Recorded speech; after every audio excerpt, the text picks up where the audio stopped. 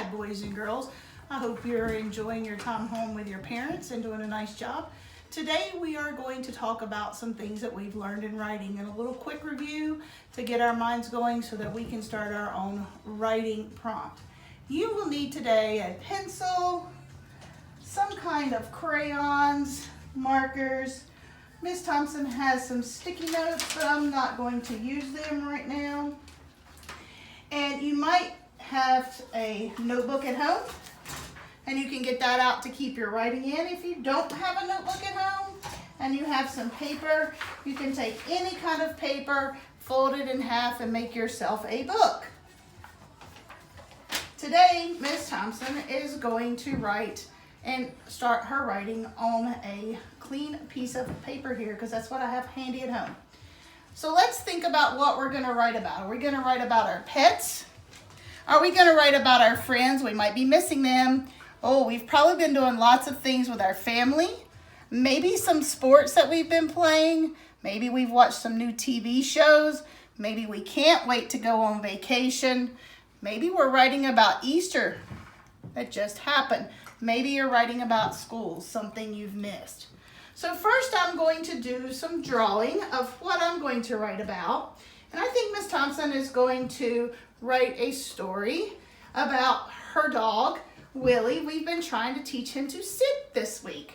So I'm going to think about my drawing. Do I have shapes in my drawing? Does my drawing have all of its parts? Does it make sense or is it scribble scratch? I need to know if all of the colors are where they belong, and then in the end I'm going to make sure I have some details. So outside I have a tree and I have Willie sitting. So that's where I'm going to start my drawing. You may start your drawing there too. My tree, I'm going to make some vertical lines. I'm going to draw some branches. There's not many leaves on my tree yet, so I'm just going to draw some little ones here. And then I'm going to have some grass. And then I'm going to draw Willie. And I'm going to use some shapes to try and draw Willie. I'm going to draw a circle first. Then I'm going to draw him some feet. And I'm going to draw him another foot. Because he's sitting, because I've been teaching him to sit. I'm going to color that out so he looks a little bit like a dog.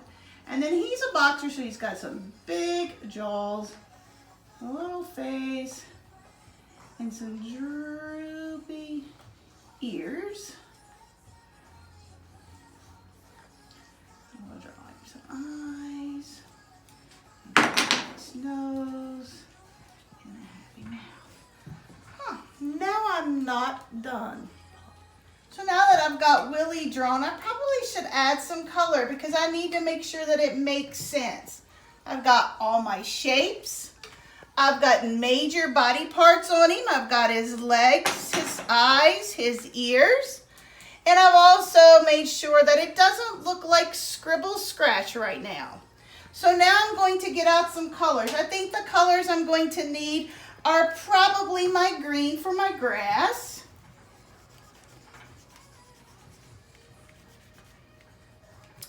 And I'm probably going to put a little bit of green on my trees because when I'm outside, that's what I see is a little bit of green.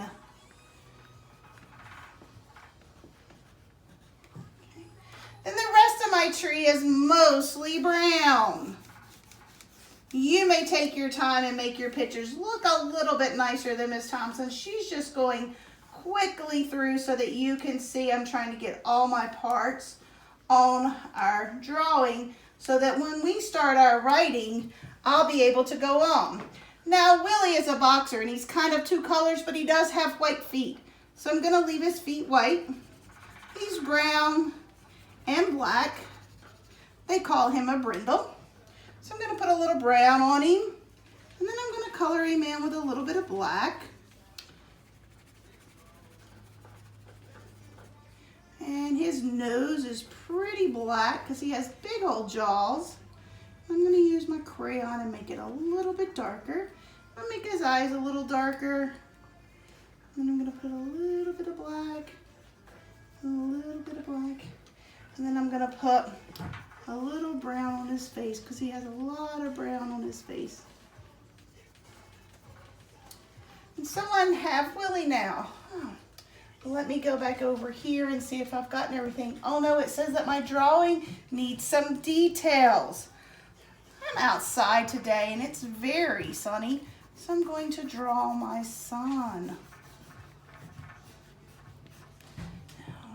And inside beside the sun, I see some beautiful clouds. So I'm going to draw some clouds up in the sky. And I've got Willie sitting. So now I'm going to need to label my picture. Remember, labels tell the readers about the picture and about my story. So I am going to get my pencil out and I am going to add some labels. If you have sticky notes at home, you may also use those. I'm going to use some of both so that you can see both examples. So I'm going to write Willie first. E. Oh, I tried to use my sounds and my words so that my friends would know that that's Willie.